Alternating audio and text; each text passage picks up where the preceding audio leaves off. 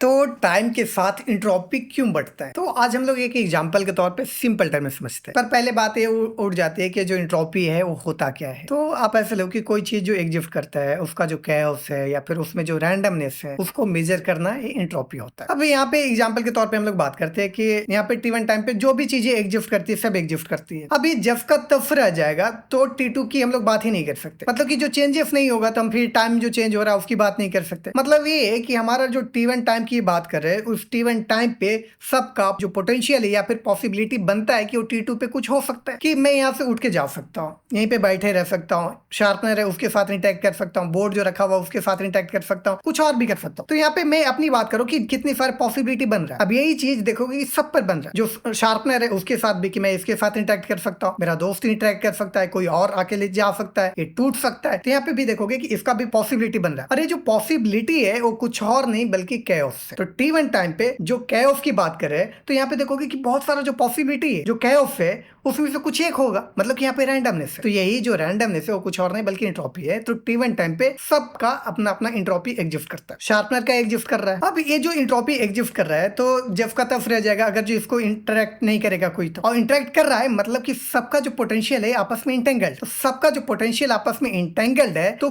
किसके हिसाब से रियलिटी बनेगा, जिसका इंपैक्ट ज्यादा पड़ेगा। तो क्या हो रहा है कि जैसे मैं हूं, अब मैं इस शार्पनर के साथ इंटरेक्ट किया तो क्या हो रहा है कि मेरा जो पॉसिबिलिटी है या फिर पोटेंशियल है उसका इंपैक्ट इस पे ज्यादा किया है, इस पे इन्फ्लुएंस किया, इसलिए मैं इसके साथ इंटरेक्ट किया हूं। अरे मेरे हाथ में एक रियलिटी बना। अब यहाँ पे क्या हो रहा है कि फिर इसका पॉसिबिलिटी बनेगा कि T3 पे कुछ होगा, कि मेरा दोस्त तो इंटरेक्ट कर ही सकता है, ये टूट तो सकता ही है, कुछ और इसके साथ हो ही सकता है। अब जैसे मैं इसके साथ इंटरेक्ट किया हूं तो इसका जो पोटेंशियल है वो बढ़ गया है। कैसे? कि मैं इसको तोड़ सकता हूं, चबा सकता हूं, पेंसिल छील सकता हूं। तो देखोगे कि T2 टाइम पे इसका जो पॉसिबिलिटी है वो बढ़ जा रहा है, मतलब कि इसका जो रैंडमनेस है वो बढ़ जा रहा है। रैंडमनेस बढ़ जा रहा है मतलब इंट्रोपी बढ़ जा रहा है। तो जैसे इंटरेक्शन हुआ T1 टाइम पे क्या ये पॉसिबिलिटी नहीं बनता था? क्या पॉसिबिलिटी एग्जिस्ट नहीं करता था कि मैं इसके साथ इंटरेक्ट करूंगा? हाँ एग्जिस्ट करता था, बट इसके साथ इंटरेक्ट नहीं किया था तब तक इस पे इंपैक्ट नहीं पड़ रहा था। अब जैसे मैं इसके साथ इंपैक्ट किया हूं मतलब इसका पॉसिबिलिटी बढ़ गया, इंट्रोपी बढ़ गई। अब क्या हो रहा है कि अब T2 टाइम की बात करें, अब T3 टाइम की बात करोगे तो अब क्या हो रहा है कि मैं इसको रख सकता हूं,